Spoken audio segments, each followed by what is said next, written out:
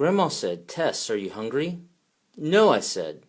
Grandma said, "Tess, are you busy?" "No," I said. "Well then," Grandma said, "let's put on our boots and our sweaters. I'm going to show you my garden."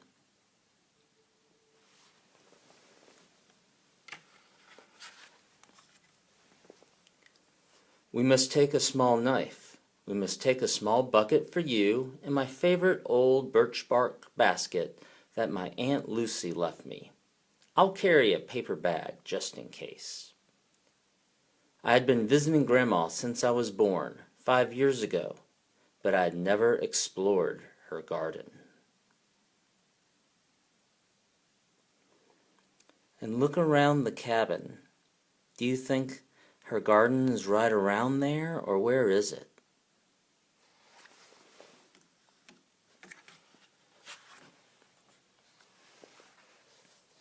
We walked slowly along the trail behind Grandma's house. Grandma was looking down the banks, then up at the hills. I asked her if she was lost, or if she really even had a garden. Grandma pinched her lips and just ignored me.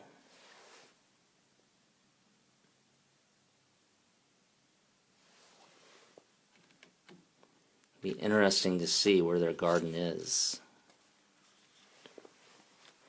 We walked along for a while. Then she said, "Come on, Tess. We will go down the trail along the creek. You're just about old enough to learn the rules of the garden." Not everything in the garden is ready for picking just yet. Each little gift comes at its own special time. If everything came at the same time, we wouldn't be able to collect it all. And as you look across this picture, what do you notice?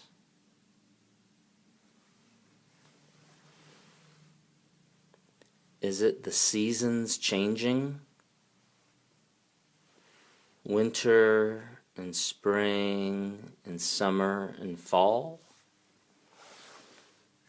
What does that tell us about the garden and when things are ready?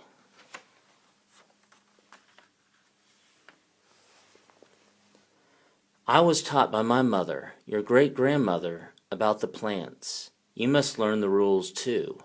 Tess, the number one rule is that you must always take good care of our garden.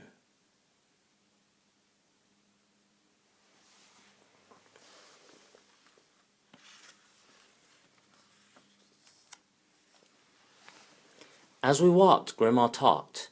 I was taught that if you take more plants than you need, they will never grow back.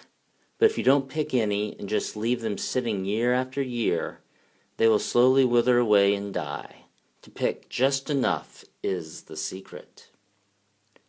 While you're picking, say a little prayer thanking Mother Earth for these beautiful gifts. Be careful, Tess, that you don't trample the bushes, especially the berry bushes. Once they are trampled and broken, they don't grow again.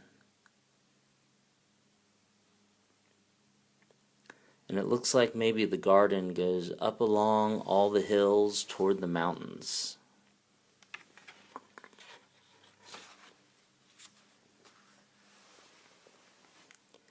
Tess, you must always take care of our garden.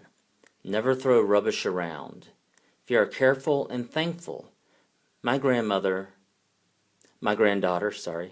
our garden will take care of you. There is plenty for everyone to share if we don't destroy the soil. I'm old now, but it has always cared for me. It has always cared for your mother, and if you take care of it, I know this garden will also care for your children. And you see them picking up trash and litter. Now, Grandma said, we will pick some lamb's quarters for supper and a few to freeze for winter. Just pinch them off above the ground and put them in your bucket. The cranberries and rosehips are not ready. They are waiting their turn after the raspberries and blueberries.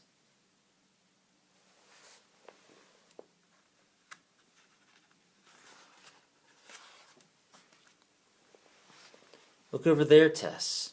The dandelion shoots are ready. This is going to be a good year for the plants. You can tell by all the buds. Soon the mushrooms will be popping up in the fields just beyond the trees. On this side of the hill, the blueberries will nourish you for weeks as long as you take care of the garden.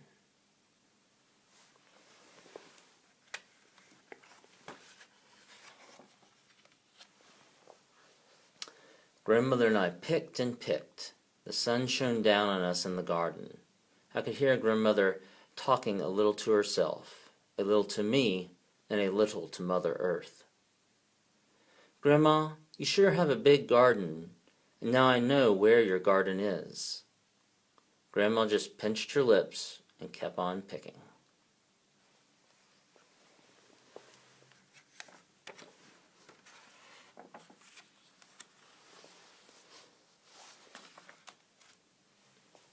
I whispered, "Thank you, Mother Earth. Thank you for sharing. And mostly, Great Spirit, thank you for such a wise grandma."